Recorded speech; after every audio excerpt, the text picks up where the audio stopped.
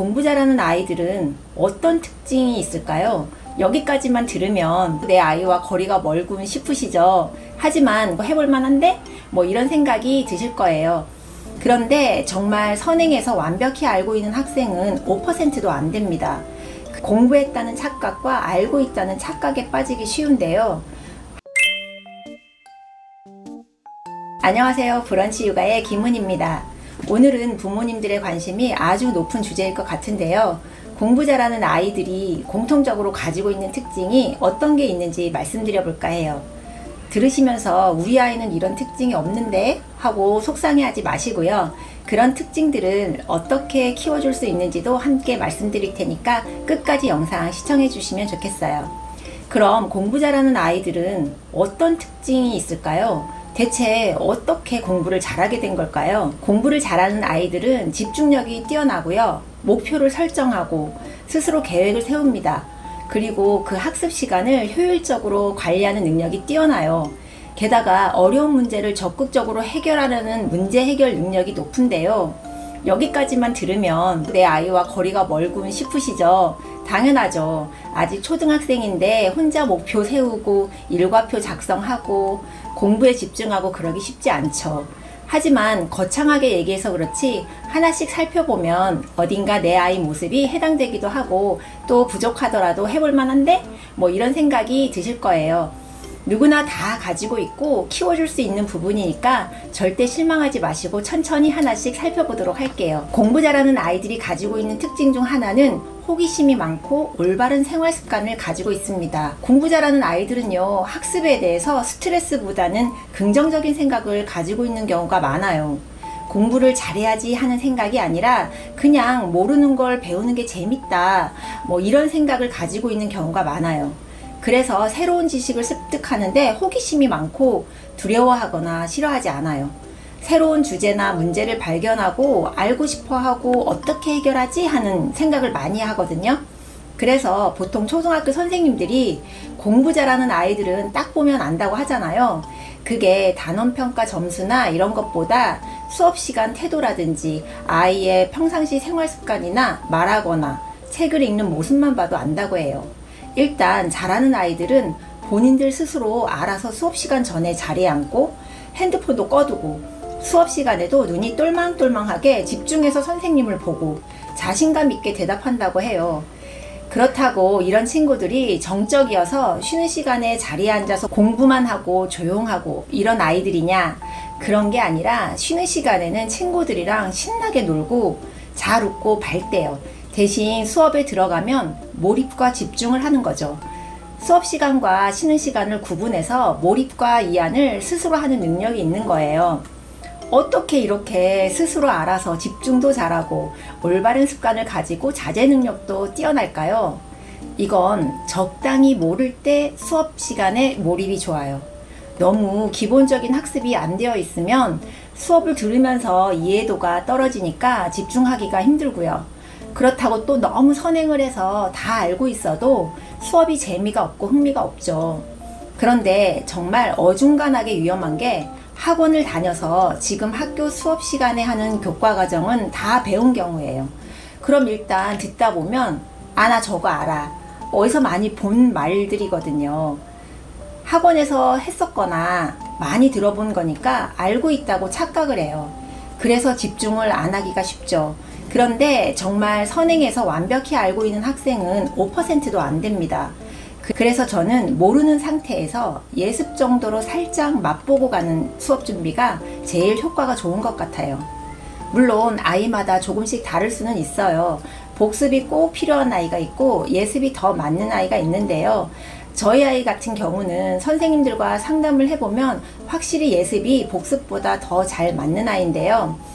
배울 부분을 살짝 미리 알고 가면 이해를 좀 쉽고 빠르게 하면서 몰입도가 좋은 경우예요. 이건 선행과는 다른 개념인데요. 선행은 수학 진도를 쭉 뽑아서 한 학년 걸 전부 배워서 그 부분을 전부 공부하고 익혔다고 생각하는 거고, 오늘 배울 부분을 살짝 보고 가는 예습 같은 건 내가 조금 알고는 있지만 정확하게 모른다고 생각하면서 수업을 듣는 거예요.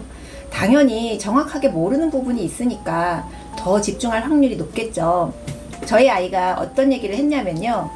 제가 학생 때 국사를 너무 싫어했어요. 외워야 하는 게 너무 많고 과거 이야기인데 저는 사실 공감도 잘 안 되고 어쨌든 재미가 없었어요. 그래서 딸도 싫어하면 어쩌나 너무 고민이 된 거죠. 점수 때문이 아니라 그 수업 시간 자체가 고역이니까요. 재미없는 걸 1시간 앉아서 들어야 하는데 그냥 한국사를 즐겁게 즐기기만 해도 좋겠다 생각을 했어요.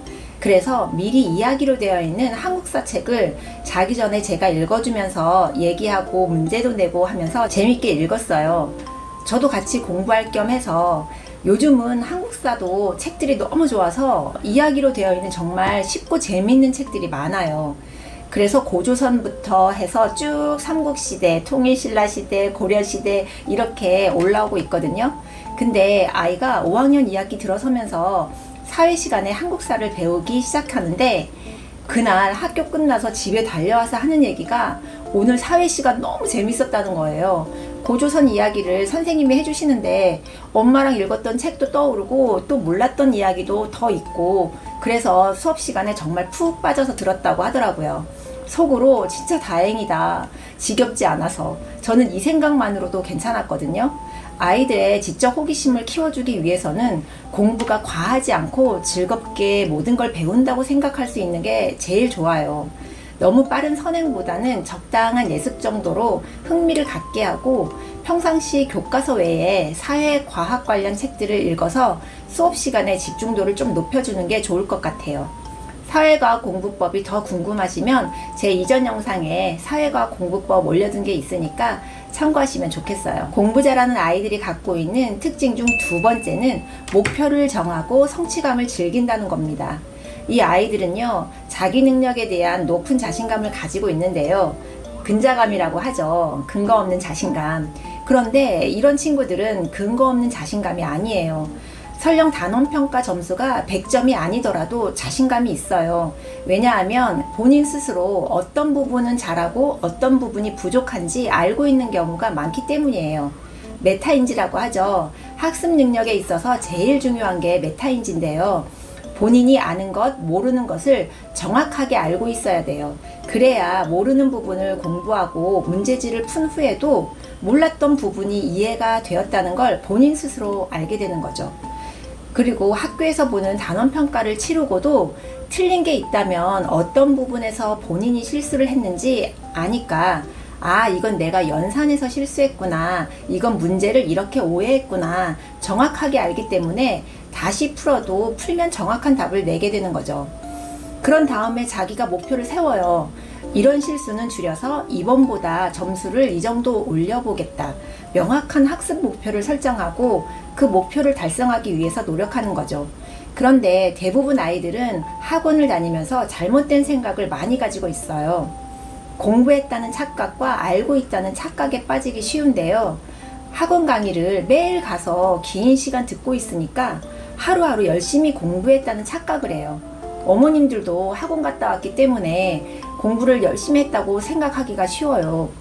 그리고 선행을 하고 있기 때문에 지금 학교 수업에서 배우는 건 본인이 이미 알고 끝냈다고 생각을 해요. 그 다음 단원평가를 보고 점수가 안 좋으면 그건 그냥 공부는 어려운 거기 때문에 나는 100점 받기 힘들어 이렇게 생각을 해요. 아니면 틀린 수학 문제를 다시 풀어본다고 해도 수학 공식을 말해주면서 풀라고 하면 숫자를 대입해서 풀 수는 있어요. 이건 수학을 이해한 게 아니라 연산만 하는 거죠. 문장제 문제 자체를 이해하지 못한다는 건 그 단원 개념을 이해하지 못하는 거예요. 그럼 목표를 세우고 아이가 조금씩 노력이라는 과정을 거쳐야 성취감을 느낄 텐데요. 목표를 세우고 노력했는데 결과가 그닥 크게 좋지 않으면 아이가 목표 세우기에 부담을 느끼고 스트레스를 받을 거예요. 제 경험에서 정말 좋았던 부분을 공유하자면요. 먼저 공부가 아닌 것에서 목표를 세우고 성취감을 느끼게 하는 게 정말 좋더라고요. 실질적으로 공부만 빼면 아이들은 그래도 뭐든 하려고 하잖아요. 예를 들어서 저희 아이가 예전 우리 때는 체력 테스트 뭐 이렇게 말했었는데 요즘은 팝스라고 하던데요. 초등학교 체력 검사를 하는 게 있어요. 멀리뛰기, 윗몸 일으키기 같은 것을 하는데 1학기 때 그걸 했는데 설렁설렁 했나 봐요. 그래서 멀리 뛰기도 그냥 힘껏 하지 않고 적당히 뛰었더니 정말 100cm도 못 뛰었나 봐요. 급수가 1등급부터 5등급까지 있는데 3등급이 보통인데 3등급이 안 됐어요. 아이가 유연성이나 오래 달리기는 자신이 있는데 멀리 뛰기에 너무 실망을 해서 여름방학 때부터 2학기 테스트에서 멀리 뛰긴 정말 적어도 3등급은 받아야겠다고 하더라고요. 당연히 여름방학 때 실컷 놀았죠. 그러더니 개학하고 딱 생각이 났는지 언제 팝스하는지 학교 일정표를 알아봐 달라고 해서 제가 9월 며칠에 한다 그렇게 알려줬더니 그날부터 정말 매일 집에 와서 멀리 뛰기를 엄청 연습하더라고요. 처음엔 그냥 그러려니 했거든요. 근데 매일 하는 걸 보니까 아, 얘가 진심이구나 생각이 들어서 손 흔드는 법이랑 다리 구부렸다 폈다 하면서 내딛는 힘 같은 걸 저랑 의논하면서 이렇게도 해보고 저렇게도 해보고 그렇게 하더니 훌쩍 멀리 뛴 거예요. 그러더니 진짜 금메달 딴 것처럼 엄청 기뻐하고 이제 잘하는 법을 알게 되었다고 그 후로도 매일 10분씩 뛰었어요. 그래서 멀리뛰기 테스트를 봤는데 1등급은 못했지만 본인이 목표한 3등급 이상을 뛰니까 집에 와서 엄청 자랑하는 거예요. 너무 좋아하더라고요. 자긴 정말 못하는 거라서 안 될 줄 알았다고. 근데 진짜 방법을 찾고 연습하고 하니까 되긴 되더라면서 이 멀리뛰기가 가져온 효과는요 100cm 이상이에요. 그 후에 모든 것에서 할 수 없다는 생각이 사라졌고요. 본인이 어렵다고 생각했던 걸 성과를 내봤으니까요. 그게 아주 높은 점수, 높은 기록이 아니어도 돼요. 공부가 아니어도 되고요. 오히려 공부 외적인 것에서 본인 수준보다 조금 높은 목표를 설정하고 해냈을 때 아이는 본인 스스로 대단하게 느끼고 다른 것도 할 수 있다고 생각을 해요. 그리고 목표 세우는 걸 어느새 즐기게 되더라고요. 노력했으니까 당연히 자신감도 생기고요. 그래서 목표를 세우고 성취를 해보면 자기 효능감이 쭉 올라가는데 그게 영어 수학 같은 학습 동기와 성취감으로도 연결될 수 있어요. 공부 잘하는 아이들이 가지고 있는 특징 세 번째는요. 적극적인 문제 해결 능력을 가지고 있습니다. 어려운 문제나 도전적인 과제를 마주할 때 공부를 잘하는 아이들은 문제를 분석하고 창의적인 해결책을 찾는 능력을 보입니다. 보통 부모님들이 공부를 시켜서 하는 아이들은 수동적이기 때문에 엄마가 정한 외워야 하는 영어 단어 몇 개, 오늘 풀어야 할 문제집 양만을 생각해요. 그러니까 분량이 많으면 많을수록 어떻게든 빨리 해서 보상인 게임을 하든지 영상을 보든지 하고 싶어 하죠.